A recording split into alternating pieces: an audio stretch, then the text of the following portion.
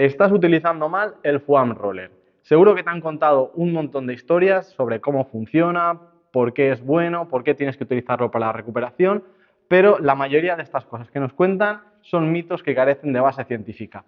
Quédate a ver este vídeo y te voy a explicar en qué casos sí que sería bueno que lo utilizaras y para qué cosas no te va a ayudar y no te va a servir. Empezamos.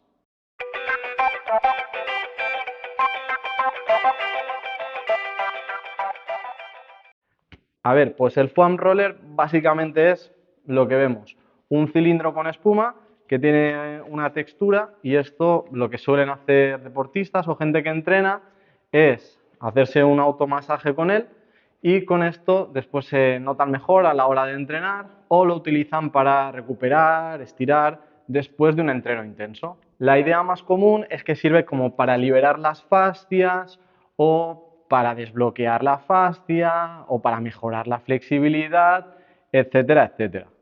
¿Qué es la fascia? Pues bueno, la fascia es una capa de tejido conectivo que envuelve nuestros músculos y nuestros órganos. Pero ¿puede un simple rodillo alterar la estructura de nuestra fascia? Pues lo cierto es que no. Las fascias son estructuras ultra fuertes y ultra resistentes. Necesitan mucha fuerza, que se aplique mucha fuerza sobre ellas para que éstas cambien algo su forma. Y un simple rodillo, cuando lo pasamos por la fascia o por nuestro músculo, no va a conseguir cambios estructurales reales sobre la fascia. Además, si fuera tan fácil cambiar la estructura de nuestras fascias, ¿no pensáis que sería peligroso que nuestro cuerpo estuviera así hecho? Otra idea sobre el foam roller es que este rompe adherencias fasciales. ¿Qué son las supuestas adherencias fasciales? Pues bueno, se dice que entre los diferentes planos de tejido, ya sea entre la piel y la fascia y el músculo, se forman unas posibles adherencias que hacen que no deslice bien y entonces eso haga que tú tengas menos flexibilidad. Pero científicamente se ha demostrado que esto de las adherencias es algo muy poco común. Lo podemos encontrar en gente que ha sido sometida a una cirugía mayor o en una persona que ha sufrido una quemadura, pero en una persona por entrenar o por hacer ejercicio no se le van a formar adherencias o cicatrices entre las fascias. Por lo tanto, es algo que, como no lo vamos a encontrar y tampoco lo vamos a romper con el foam roller, sería una de las cosas que no nos van a ayudar a mejorar la flexibilidad. Otra cosa que mucha gente piensa es que el foam roller ayuda a eliminar los puntos gatillo.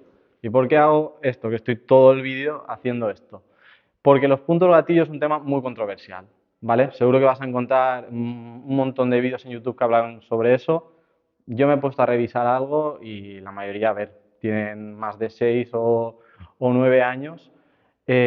¿Por qué? Porque la evidencia científica actual deja en entredicho que existan estos puntos gatillo. Eso que mucha gente se toca en ciertos puntos o vas al masajista y te toca y te dice, ahí tienes un punto gatillo. Realmente si supieran de verdad anatomía se darían cuenta que ahí lo que están encontrando son tabiques intramusculares. Esto lo tenemos todo el mundo. Estos tabiques intramusculares son partes del músculo más densas de tejido conectivo que son muy sensibles. Entonces, en cualquier persona de la calle que tú estés ahí tocando, le va a molestar y le va a producir dolor. Entonces, que tú pases el foam roller por esa zona te va a producir molestias y dolor, pero no vas a estar rompiendo una adherencia ni tampoco vas a estar eliminando un punto gatillo como te pueden hacer creer. También a veces se confunden los puntos gatillo con dolores referidos. Hay gente que se siente dolor en el muslo y ese dolor en el muslo no es que tenga un punto gatillo en el cuádriceps, sino que puede ser un dolor referido de la cadera o de la rodilla, lo que le está dando dolor en esa zona.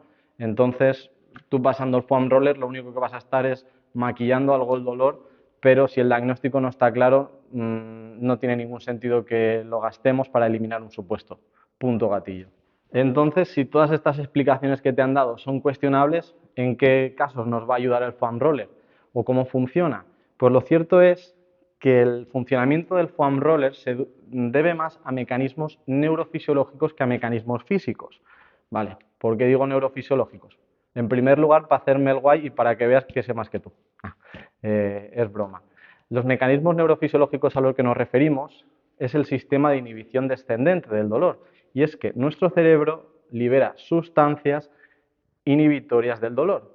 O sea, que nosotros de forma interna tenemos como un paracetamol o un ibuprofeno, que se activa cuando aplicamos presión sobre un punto. Es decir, que cuando nosotros pasamos el foam roller por nuestra musculatura, ¿vale? Aplicamos esa presión hace que se liberen una serie de sustancias analgésicas, tanto sobre la zona como en nuestro organismo en general, que nos van a aliviar el dolor. Entonces, si tú aplicas el foam roller antes de un entreno, esa zona la vas a notar mejor, la vas a notar más suelta, vas a notar que entrenas mejor, la vas a notar más flexible y eso te va a ayudar a entrenar mejor. Sí que es cierto que ten en cuenta que estos cambios van a ser temporales y que duran poco, pero puede ser una buena herramienta para que entrenes mejor y más cómodo. Entonces, si lo que buscamos son efectos a largo plazo, no nos va a servir el foam roller. Pero si utilizamos el foam roller para calentar antes de un entreno, lo que nos va a hacer es que entrenemos mejor y podamos hacer ese tipo de trabajo para mejorar la fuerza, mejorar la flexibilidad y eso sí que nos va a provocar cambios a largo plazo que estamos buscando. En resumen, el foam roller no trabaja mágicamente tus tejidos, pero sí que puede ser una herramienta que te puede ser útil antes o después de entrenar. Así que si te ha gustado este vídeo o sabes de alguien que utilice mucho el foam roller, compártelo y dale a like. Nos vemos en próximos vídeos. Hasta luego.